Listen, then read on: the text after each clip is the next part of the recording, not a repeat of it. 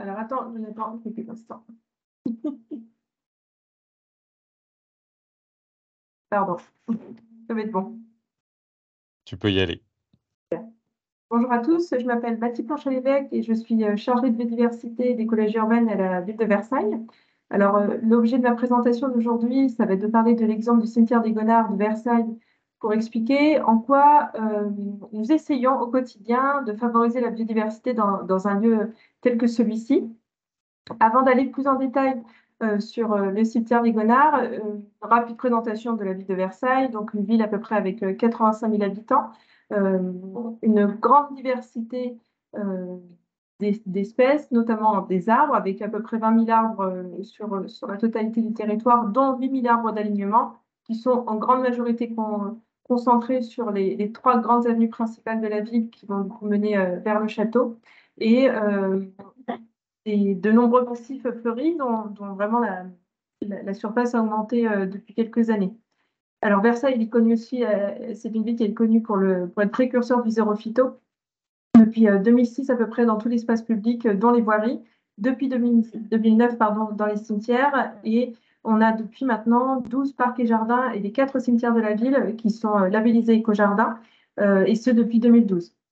Alors, quelques repères pour les cimetières. Donc, 4 cimetières au sein de la ville de Versailles, avec à peu près 18 hectares à gérer par 12 agents, dont un responsable technique. Et parmi du coup, ces 12 agents, on a une diversité de métiers, puisqu'on va avoir à la fois des jardiniers, des maçons et des fossoyeurs.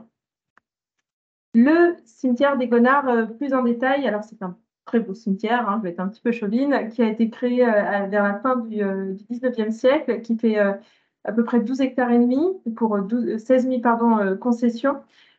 C'est un cimetière qui n'est pas éclairé comme l'ensemble des parcs, jardins et du coup des 3 autres cimetières de la ville. Et c'est un cimetière qui, comme vous pouvez le voir sur la photo, présente différents types d'espaces. Un espace boisé qu'on voit très bien, des espaces qui vont être vraiment dédiés à des cimetières militaires, je le disais, une plateforme technique et différentes prairies, dont l'une qui consacre beaucoup de nos efforts pour tout ce qui est relevé naturaliste et protocole de sciences participatives. Alors, le code qualité, pourquoi parler du code qualité? Ça me semble important d'en parler puisqu'on a au sein de la ville, du coup, cet outil qui a été créé à partir de 2006 environ et dans l'idée de se dire que si on va avoir une gestion qui soit vraiment favorable à la biodiversité, il faut que ce soit quand même plutôt une gestion qui dure dans le temps. Et pour cela, on a du coup ce code qualité qui a été mis en place avec les équipes de jardiniers, aussi bien parcs et jardins que cimetières, et dans la volonté de pouvoir avoir un outil qui puisse vivre dans le temps et surtout qui puisse être transmis avec facilité dans le cas où on a des équipes voilà, qui peuvent être amenées à bouger. C'est le monde du travail qui est comme ça. Et du coup, voilà, on a toujours cet outil qui reste et qui permet de pouvoir un peu propager la bonne parole aux équipes suivantes. Nous, il est très utile aussi puisqu'en fait, on s'en sert pour faire une passerelle avec le lab et l'éco-jardin où on va du coup reprendre un peu les mêmes éléments de langage, les mêmes grandes thématiques. Et en fait, c'est ce qui nous permet voilà, au quotidien d'avoir un outil qui soit vraiment fiable. Alors évidemment, il y a plusieurs choses qui sont à mettre, en place au quotidien pour être, je dirais, le plus favorable du coup, à toute cette biodiversité qui est à nos côtés dans ce cimetière. À commencer par le fleurissement. On sait quand même que les fleurs, ça compose comme une grande partie de la ressource alimentaire pour les pollinisateurs. Et on a du coup cette envie de changer un peu notre façon de faire. Alors, un exemple tout bête, ça va être les chrysanthèmes au moment de la Toussaint, où on a vraiment au fur et à mesure des années, réduit drastiquement le nombre de chrysanthèmes qu'on pouvait installer. Alors, il en reste quelques-uns vraiment aux entrées du cimetière, mais sinon, tout le reste du cimetière est vraiment planté en grande majorité de vivaces et les massifs vont être vraiment laissés en libre évolution.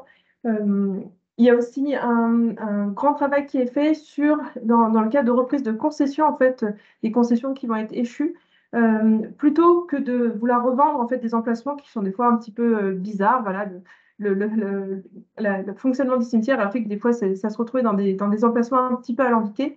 On a cette envie plutôt de tout récupérer et de pouvoir en fait créer aussi de nouveaux massifs à cet endroit-là pour faire une sorte de petit spot un peu plus naturel au milieu du cimetière. Donc ça donne des choses assez originales. Dans les espaces qui sont propices, on peut mettre des arbustes, on peut même mettre des arbres à faible développement. Et on a aussi cette envie d'aller sur des haies champêtres qui sont taillées seulement une fois par an Et encore, c'est quelque chose qui est vraiment mis en place à la vie depuis quelques années, c'est qu'on a une formation tous les ans sur la taille des arbustes, avec du coup un effort qui est vraiment mis sur est-il déjà nécessaire de tailler cet arbuste? Est-ce qu'il me gêne? Est-ce qu'on ne peut pas plutôt laisser, le laisser se développer tranquillement? Un autre item qui me semble important, c'est les choix de plantation qu'on va faire notamment autour des arbres. Je le disais juste avant, on a quand même un patrimoine arboré qui est très important. On a d'ailleurs un responsable du patrimoine arboré au sein de la ville. Et en fait, l'avantage finalement du cimetière, c'est que on va pouvoir un peu tester des choses. On sait qu'on est dans un cadre qui est quand même très particulier, où on a ce changement climatique qui amène beaucoup d'interrogations sur l'arbre de demain. Et en fait, là, on va pouvoir vraiment travailler sur euh, quoi tester pour potentiellement avoir un arbre qui soit du coup qui puisse vivre après plus facilement en ville. Et en fait, ça passe aussi par tout un type de protocole qui est mis en place. Alors, les plantations vont être faites aussi bien en régie qu'avec un prestataire. Et du coup, là, ce que teste depuis quelques mois le responsable du patrimoine arboré, ça va être des fosses de plantation d'une taille vraiment minimale d'1,50 m sur 1 m de profondeur, avec la réalisation de la fosse de plantation 6 mois avant la plantation. Pourquoi? Parce que l'idée, c'est qu'il soit amendé en mulch et en terre végétale et que du coup, le travail du sol puisse se refaire naturellement, que voilà, toute la vie du sol puisse reprendre avant une plantation, du coup, au moment les plus propices, du coup, qui sont souvent entre novembre et décembre. Et avec, du coup, comme vous pouvez le voir, un paillage assez généreux qui est mis au niveau du pied de l'arbre et qui va être réinjecté très régulièrement. Alors, le gros enjeu aussi hein, de ce changement climatique et qui du coup impacte aussi toutes les espèces qu'on peut avoir dans les cimetières, ça va être cette idée de chaleur qui peuvent être de plus en plus importantes. Et là, comme on peut le voir sur les photos, la photo de droite, on a du coup la volonté d'aller sur des trottoirs déjà qui soient désimperméabilisés.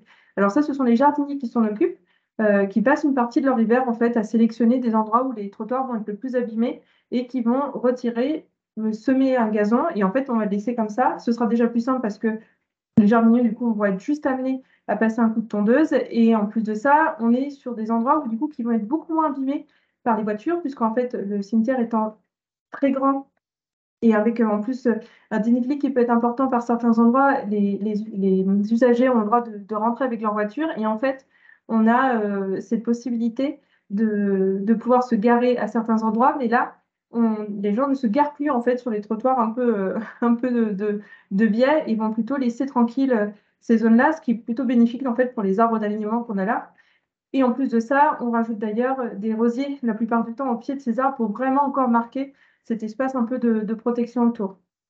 Les allées aussi certaines allées un peu moins utilisées vont être plutôt mises en pavé engazonné. Et pareil, du coup, ça va permettre quand même une meilleure récupération des eaux de pluie, etc. Et au niveau du cimetière, je vous ai montré tout à l'heure un peu la vue du ciel. On a du coup des zones de prairies qui vont être fauchées seulement une fois par an euh, et qui vont ensuite être laissées libres. Et à certains endroits, on a aussi des spots où en fait on s'est rendu compte qu'on avait quelques orchidées sauvages qui venaient à s'installer. Et en fait, ces endroits-là, on ne va plus du tout les tondre, surtout pendant la période d'épanouissement des orchidées, puisque pour limiter tout simplement en fait, les risques que ces orchidées soient prélevées. Il y a une zone qui va être un peu plus tondue. Elle va être tondue vraiment juste avant, bien notamment les cérémonies militaires au mois de novembre. Après, dans l'idée, on laisse plutôt les prairies assez tranquilles. Pour vous donner un ordre d'idée, au niveau des tontes, on est à une tonte par mois, puisqu'en fait, pour faire la totalité du cimetière, il faut un mois, voire un mois et demi à 4 agents pour faire tous les cimetières. Voilà, donc en fait, ça donne un indicateur, sachant que à partir, je dirais, de octobre jusqu'à mars, il n'y a aucune tonte qui est mise en place. Un espace qui a été mis en place du coup par les jardiniers, et qui me semble quand même plutôt assez intéressant, c'est qu'on a du coup cette plateforme technique qui est fermée au public et on avait ce grand espace enherbé qui n'avait pas encore d'utilité, ou malheureusement des fois même on avait, du coup ça devenait un peu la zone où on mettait un peu le bazar et du coup on s'est dit qu'on allait plutôt en faire quelque chose d'intéressant et donc c'est évidemment un test. Il y a certainement des choses à reprendre, en tout cas c'est un projet qui se fait vraiment sur le long terme, mais on a du coup cette idée de faire une mare dans cet espace-là, donc qui a été réalisé par les jardiniers, qui a à peu près maintenant 3 ans d'existence. Et on peut voir en fait que depuis l'été dernier, on a quelques canards, colverts qui viennent s'installer à cet endroit-là. Alors, comme je disais, c'est du travail qui se rajoute en plus pour les jardiniers. Donc, l'idée, c'est vraiment de la laisser évoluer naturellement. On essaye de faire en sorte qu'elle soit le plus végétalisée possible, mais qu'elle puisse se développer naturellement. Et on va avoir que quelques opérations de désherbage vraiment aux abords de la mare. Mais sinon, voilà, c'est une mare qu'on laisse assez tranquille. Et on a maintenant, on sait, on a le passage, on a le renard qui nous a laissé quelques traces et on sait que du coup qui passe par là. Et comme vous pouvez le voir, on a du coup ces petits passages pour les hérissons qui ont été faits d'ailleurs, ces petits passages qui ont été faits par des agents du centre technique. Alors évidemment, tout ça, toutes ces choses-là qui sont mises en place, ça nécessite forcément que ce soit qu'on communique auprès des usagers. Alors communiquer, c'est toujours très simple dans les parcs et jardins notamment, mais dans les cimetières, c'est parfois moins évident. Pour autant, on a fait le choix de mettre quelques panneaux pédagogiques. C'est des panneaux que vous pouvez voir sur la diapositive. Euh, il y a évidemment des sujets sur lesquels on doit revenir, comme par exemple tous les sujets enjeux comme le moustique tigre ou les arrêtés sécheresse. Et ensuite, je me sers maintenant depuis quelques temps du cimetière comme un peu un terrain de jeu, notamment lors des visites que je peux proposer aussi bien aux agents qu'au grand public, à l'occasion notamment des Journées européennes du patrimoine. On est du coup vraiment sur une dynamique de, de poursuivre en fait tous ces efforts-là en faveur de la biodiversité.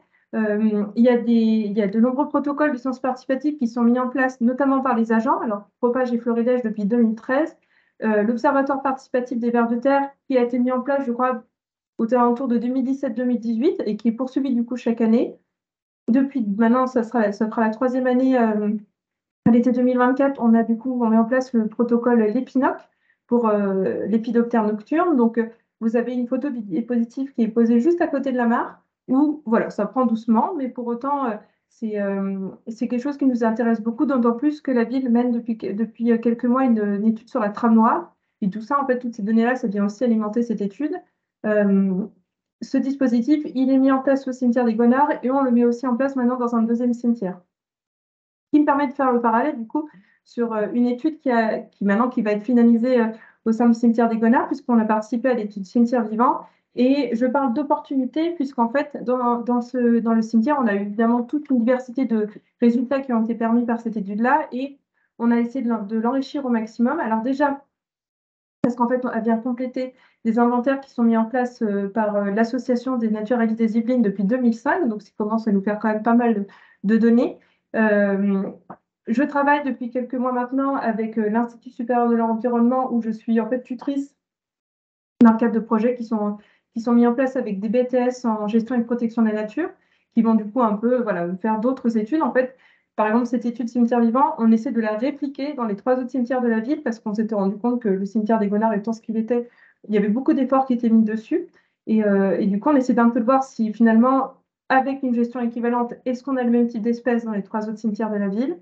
On a cette mission irrigation, du coup, maintenant qu'on essaie de mettre aussi en place dans les parcs et jardins. C'est un protocole qui est facile à mettre en place et qui plaît beaucoup aux jardiniers, en fait, parce qu'il y a cette facilité, cette surprise un peu le matin à découvrir si oui ou non le hérisson est venu à passer. Et en fait, tout ça, ça va venir alimenter notre atlas de la biodiversité communale. Comme je disais, on a du coup, c'est relevé depuis 2005. Là, actuellement, au sein de la ville, on est à peu près 4200 observations sur le territoire de la ville depuis 2005. Et enfin, euh, ça alimente aussi notre étude Trame Noire, puisque là, récemment, on a eu les résultats. On avait du coup 7 espèces qui avaient été identifiées dans le cadre du Vigipirro, du coup, au cimetière des Gonards. Et on sait maintenant que à l'échelle de la ville, on serait à peu près à 14 espèces de chiroptères qui seraient relevées. Ce sont des données qui datent de août 2023. Donc voilà, il y a plusieurs choses qui sont mises en place. L'idée, c'est de poursuivre aussi bien par la formation pour les jardiniers, comme je disais, qui pouvaient être amenés du coup, à changer assez régulièrement, hein. Enfin, être jardinier dans un cimetière, c'est pas toujours ce qui est le plus simple. Pour autant, on a une équipe qui est extrêmement motivée, qui est vraiment très moteur en fait sur ces thématiques-là, qui va me faire remonter assez régulièrement toutes les dernières petites infos. Là, par exemple, une info que j'avais eue récemment, c'est que un jardinier avait vu évidemment, ça remonte à quelques semaines, mais au moment où c'était le plus propice, il y a un jardinier qui a reconnu une chenille de pan de nuit. Donc, potentiellement, ce serait une espèce qu'on pourrait commencer à trouver au cimetière des Gonards. Voilà, donc c'est un espace auquel voilà, j'invite vraiment chacun à venir visiter. On a de plus en plus de gens qui viennent s'y promener, qui viennent prendre une pause déjeuner là-bas. Et voilà, l'idée, c'est d'en faire vraiment un espace favorable à la biodiversité et que les gens aussi viennent s'en emparer. On a par exemple de plus en plus de monde qui vient faire de temps à autre des people ou qui vient, moi je fais des fois des petits inventaires flash sur les papillons et qui viennent en fait participer à ce genre de choses-là. Voilà, donc évidemment, je me tiens à votre disposition si jamais vous étiez tenté par une visite. Je vous remercie.